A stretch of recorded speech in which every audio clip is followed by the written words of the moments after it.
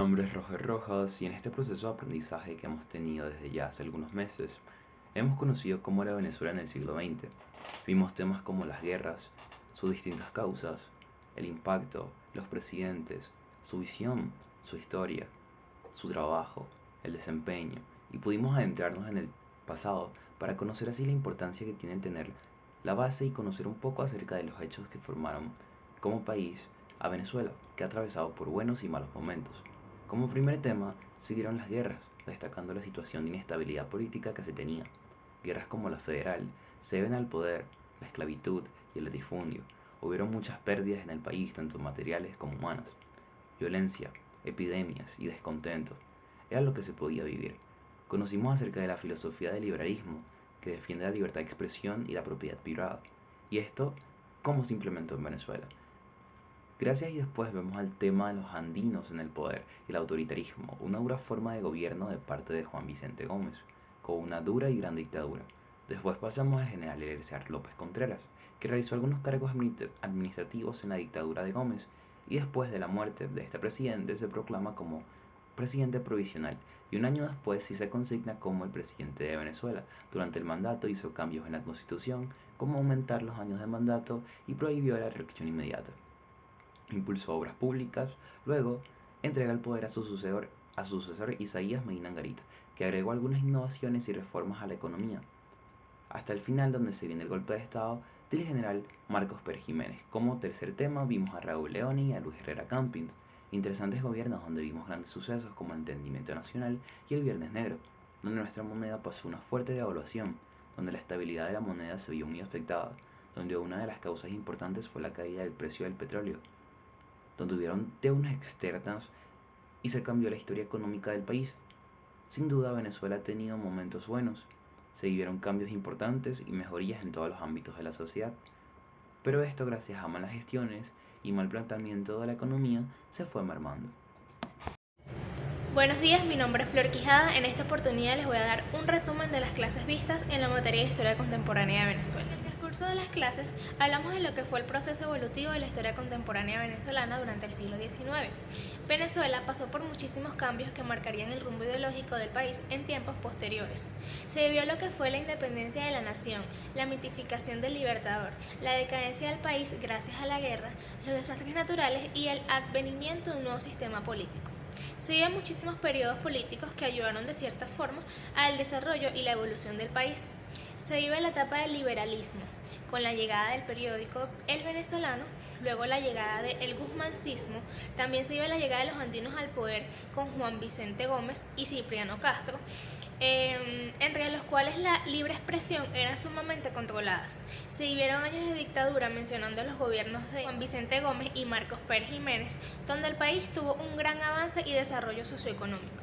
Pasamos al gobierno de Eliezer López Contreras, en el cual su mandato influyó a una Venezuela con mayor libertad de expresión, hasta el establecimiento de la democracia con la llegada de Rómulo Betancourt al poder. Se vivieron etapas como las de Raúl Leoni y el gobierno de Luis Herrera Campins, en el cual se vivió una fuerte devaluación del bolívar frente al dólar estadounidense, trayendo así un deterioro a nivel económico en el país. Hola, mi nombre es Andrea Lizarraga y yo les voy a exponer sobre el resumen de algunos de los temas vistos en la materia, el guzmancismo. Este es tradicionalmente considerado en la historiografía venezolana como el más notorio ejemplo del autócrata ilustrado en la nación.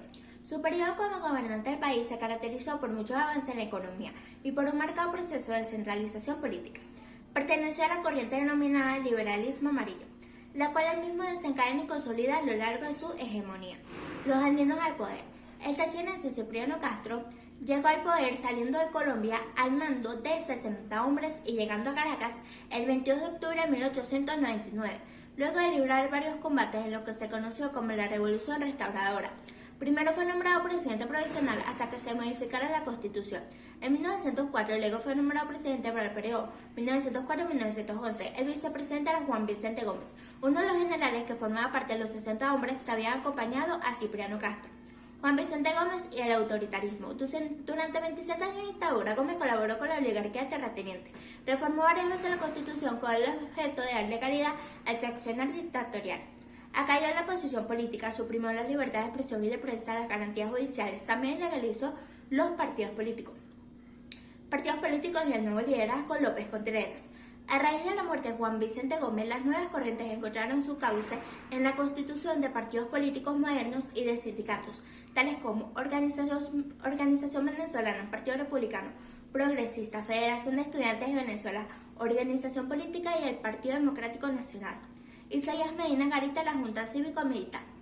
El golpe de Estado en 1945 en Venezuela, conocido por sus partidarios como la Revolución de Octubre, fue un golpe de Estado cívico-militar en Venezuela contra el gobierno del presidente Isaías Medina Garita, llevado a cabo por una coalición de las Fuerzas Armadas y el Partido Político de Acción Democrática.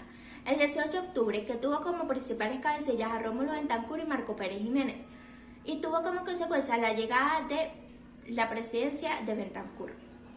Raúl Leónez y el entendimiento nacional. Raúl Leónez introdujo en el país la mayor infraestructura física, por la que podemos llamarlo el constructor de la Venezuela moderna.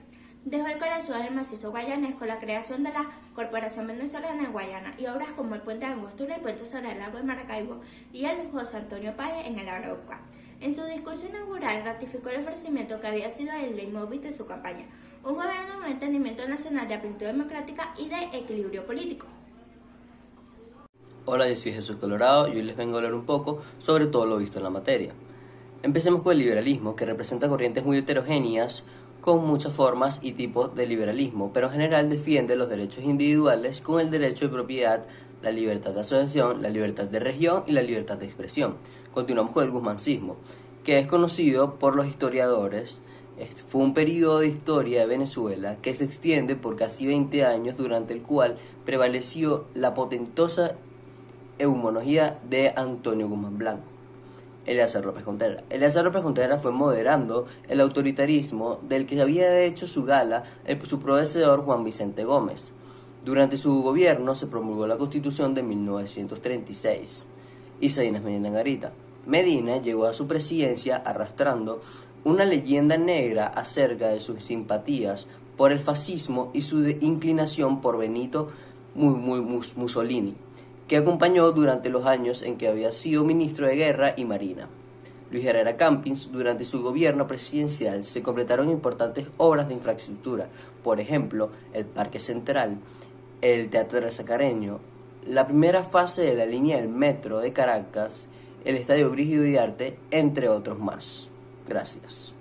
Buenas, yo soy Mariana Aguilera y les voy a hablar sobre Eleazar López Contreras e Isaías Medina Garita. A la muerte del general Juan Vicente Gómez, el 17 de diciembre de 1935, el general Eleazar López Contreras, ministro de Guerra y Marina, sale triunfante de la vasta conspiración que se viene desarrollando desde principios de 1935 y que tiene como meta el logro del poder el 19 de abril de 1936, fecha en la que debía iniciarse un nuevo periodo presidencial. El 18 de diciembre de 1935, el general López Contreras resulta electo y es ratificado por el Congreso en reunión extraordinaria.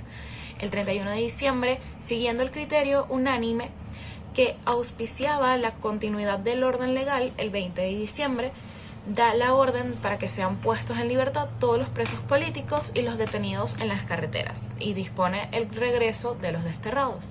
El inicio de su gobierno se desarrolla en un contexto social y político complejo en el cual se enfrentan representantes del gozmesismo divididos en corrientes que reclaman una vuelta al pasado y corrientes renovadoras, nuevos grupos urbanos resultantes de los cambios sociales ocurridos a raíz del impacto petrolero y los líderes políticos de los sucesos de 1928 con sus demandas de participación política y democracia, e intereses y presiones externas provenientes del ordenamiento político, ideológico y económico internacional a consecuencia de la Primera Guerra Mundial y de la Gran Depresión de los años 30. Isaías Medina Garita y su gobierno. El general Medina Garita, ministro de Guerra y de Marina, fue electo presidente de la República por el Congreso Nacional para el periodo de 1941 y 1946. Su gobierno coincidió en gran parte con la Segunda Guerra Mundial y esta circunstancia vino a resultar decisiva para su orientación política, tanto en el orden interno como en el internacional. El gobierno de Medina se colocó en el bando antifascista en 1941, rompió relaciones diplomáticas y comerciales con las potencias del eje. En 1944 les declaró la guerra y firmó la Carta de las Naciones Unidas, y en 1945 estableció relaciones diplomáticas con la extinta Unión Soviética. Se distanció de López Contreras y rompió con los restos del gomezismo, dio origen a su régimen una orientación democrática dirigida al fortalecimiento de las instituciones y a la realización de reformas en los aspectos más importantes de la vida nacional. La caída de Medina Angarita fue al acercarse a las elecciones para el periodo de 1946 y 1951, la situación política hizo crisis y el régimen de Medina terminó por dividirse en dos corrientes. Frente a esta situación de pugna y la inminente división del Congreso en torno a dos candidaturas, el Partido Acción Democrática propuso formar un gobierno provisional encabezado por un presidente escogido fuera de los partidos que se comprometiera a reformar la Constitución en un plazo secreto. Esta proposición fue rechazada por el partido de gobierno. El golpe contra Medina se forjó en las filas del ejército. Un grupo de oficiales jóvenes dirigido por los mayores Mario Vargas, Pérez Jiménez y Carlos Chalbaud venían conspirando y dentro del mayor secreto se decidieron a dar el golpe. Hicieron contacto con Rómulo Betancourt, Raúl Leoni, Luis Prieto Figueroa y Gonzalo Barrios, dirigentes de Acción Democrática. El golpe militar se inició el 18 de octubre de 1946 con la sublevación de la Escuela Militar y el cuartel de San Carlos de Caracas, así como la guarnición de Maracay. El gobierno estaba perdido y Medina decide entregar el mando. La dictadura en Venezuela. A lo largo de la historia se ha reconocido dos dictaduras que han marcado precisamente el paso de político en Venezuela. Comenzando la primera con la dictadura del militar Juan Vicente Gómez, que este es considerado como uno de los más largos periodos de dictadura, que es desde el 19 de diciembre de 1908, con 3 periodos presidenciales, hasta 1935.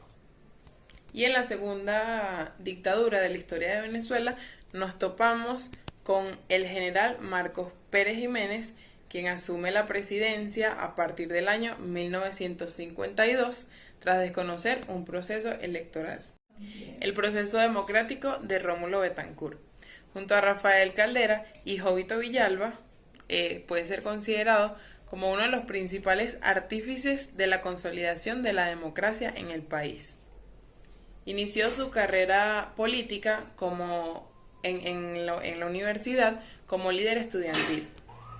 Por su oposición al régimen de Gómez, sufrió de exilio y de cárcel. A su regreso, jugó un papel importante creando un partido político como lo es la Acción Democrática en 1941.